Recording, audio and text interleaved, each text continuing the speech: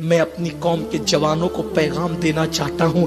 اس وقت چند سالوں سے یوٹیوب پر تقریریں آ رہی ہے، میڈیا پر یہ باتیں آ رہی ہے، چینلوں پر یہ چیخا جا رہا ہے، اخبار میں یہ لکھا جا رہا ہے کہ مسلمانوں کی بیٹیاں غیروں کے ساتھ بھاگ رہی ہے، اس کے ساتھ بھاگ رہی ہے، اس کے ساتھ بھاگ رہی ہے. سب درد بھری باتیں کرتے ہیں. اس کا حل کیا ہے؟ حل کیا ہے؟ درد بھری باتیں کرنا، کانفرنسیں کرنا مسائل کا حل ہے؟ اگر بیٹیاں مسلمانوں کی غیروں کے ساتھ بھاگ رہی ہے تو میں کہتا ہوں اس میں سب سے بڑے ذمہ دار خود مسلمان ہے. کیوں؟ اس لیے کہ تم نے بیٹیوں کی شادیوں کو اتنا مہنگا کر دیا ہے کہ 30 35 سال بیٹیوں کی عمر ہو جاتی ہے، ان کی شادی کے انتظامات نہیں ہونے پاتے. اور پھر کیا ہوگا؟ ایک غریب باپ کو وہ کب تک محنت کرتے شادی کی تیاری کرتے دیکھے گی. میں اس کی تائید نہیں کر رہا ہوں، بھاگنے والی بیٹیوں کی میں تائید نہیں کر رہا ہوں، لیکن آپ سے پوچھتا ہوں زاہدان خشک سے، ان خشک زاہدوں سے سوال کرتا ہوں، مجھے بتاؤ تم نے اپنے معاشرے کو تو اتنا ظالم بنا دیا ہے، اب تمہارے یہاں شادیاں نہیں ہوتی بلکہ بیٹے اور بیٹیوں کا نیلام ہوتا ہے. حاجی صاحب بھی مانگ رہے ہیں کہ تیرے ہونے والے داماد کو یعنی میرے بیٹے کو یہ بائک دینی ہوگی، یہ کار دینی ہوگی، اتنے لاکھ دینے ہوں گے. بیٹے کو اس لیے پیدا کیا تھا کہ اس کے سسرال کی دہلیز میں تو بیچ دے گا. اسلام میں مانگنے کا تصور کیا ہے؟ شادیوں کے نام پہ یہ ہندوانہ رسومات، اس کو کون مٹائے گا؟ اس کو کون ختم کرے گا؟ اور جب باپ مزدوری کرتے کرتے، کھیتوں میں کام کرتے کرتے، مشقت کرتے کرتے ایک بیٹی کا جہیز جمع کرتا ہے، اس بیٹی کے دل پہ کیا گزرتی ہے؟ 30 35 سال کی بیٹیاں جو بستروں پہ سسکیاں لے رہی ہیں، میدان محشر میں ان کی ایک ایک سسکی کا جواب پوری قوم کو دینا ہوگا. پورے معاشرے کو دقیانوسیت کی آگ میں تم نے جھونک دیا.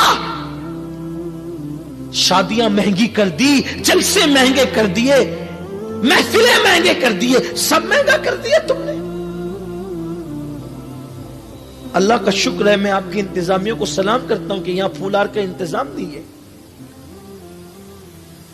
50 پھولار ایک ایک مقرر کو ہم پہناتے ہیں. میں پوچھتا ہوں جس قوم کی بیٹیاں 35 سال کی عمر میں بستر پہ سسک رہی ہو شادی کے لیے، اس قوم کا خطیب 50 ہار پہنے گا، وہ اللہ کو جواب کیا دے گا؟ پہننے والے کو بھی جواب دینا ہوگا، پہنانے والے کو بھی. جس قوم کا نعت خواں 1 گھنٹہ نعت خوانی کا 50,000 مانگتا ہو اور ہم اس کو دے دیتے ہیں. خطیب راتیں طے کر رہے ہیں اور ہم دے دیتے ہیں. راتیں تو نچنیوں کی طے ہوتی ہے، خطبہ کی تو طے نہیں ہوتی، عاشقان رسول کی طے نہیں ہوتی. راتیں تو نچنیوں کی طے ہوتی ہے، نعت گو شاعروں کی طے نہیں ہوتی. جب مل گیا حضور کا صدقہ مل گیا، جتنا مل گیا کافی ہے، مانگنے کی کیا ضرورت ہے؟ اور ہم 50,000 نعت خانوں پہ اڑا رہے ہیں. میں نعت خانوں کو دینے کا مخالف نہیں ہوں، اللہ نے دیا ہے تو دو، لیکن وہ جو بازو میں بستر پہ سسکیاں لے رہے اس کی شادی کا انتظام بھی تو کر. کب تک ریاکاری اور رسومات کے اندر ڈوبو گے؟ 1 لاکھ کی چادر تم ایک بزرگ کے مزار پہ چڑھا رہے ہو. اب پڑوس میں بیٹی کی شادی کا انتظام نہیں. تم کہتے ہو بیٹیاں بھاگ رہی ہے، ذمہ دار تم ہو، تم ذمہ دار ہو، اور تمہیں پوچھا جائے گا میدان محشر میں. اور یہ بات بھی میں کہتا ہوں الحمدللہ مسلم بیٹیوں کی عظمت کو سلام. اگر ہندوستان میں 50 کروڑ مسلمان آبادی ہے تو کم سے کم 12 کروڑ عورتیں ہیں. اگر 12 کروڑ میں 12 بچیاں بھی بھاگی ہیں تو ان پر اتنا بد بھونکو 1% بھی نہیں بنتا. اگر تم یہ کہو گے بھاگ رہی ہے، مستقبل میں جب تاریخ لکھی جائے گی تو بیٹیوں کی آبرو پر سوالیہ نشان کھڑا کیا جائے گا. الحمدللہ پوری دنیا کا سروے کر لو، آج بھی میری قوم میں، میری قوم کی بیٹیاں جتنی پارسا ہیں، اتنی پارسا تم کسی قوم میں کوئی بیٹی نہیں دکھا سکتے. آج بھی مسلمانوں کی بیٹیوں میں پارسائی موجود ہے، لیکن صرف پروپیگنڈا کیا جا رہا ہے. وہ بیٹیاں بھاگ رہی جن کو دین کی معلومات نہیں، جن کو کلمے کی معلومات نہیں، جن کو اسلام کی معلومات نہیں. خدا کی قسم جس کو فاطمہ الزہرا کی بھوک کا احساس ہے، وہ بیٹی کبھی کسی کے ہاتھ میں آبرو کا سودا نہیں کر سکتی. علی کی بیٹی فاطمہ الزہرا رضی اللہ تعالیٰ عنہا کی شان یہ ہے کہ کونین کے والی، کونین کے تاجدار، مالک جنت کی بیٹی ہے، لیکن ایک ایک دوپٹے 17 پیون لگے ہوئے.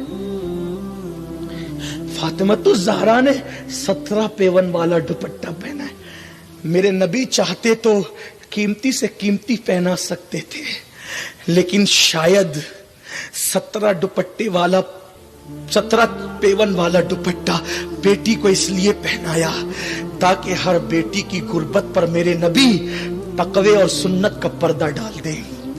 اگر میرے نبی قیمتی چادر بیٹی کو دیتے تو غریب کی بیٹی کا پیون والا دوپٹہ دیکھ کر لوگ مذاق اڑاتے، لیکن نبی نے پیون والا دوپٹہ بیٹی کو اس لیے پہنا دیا.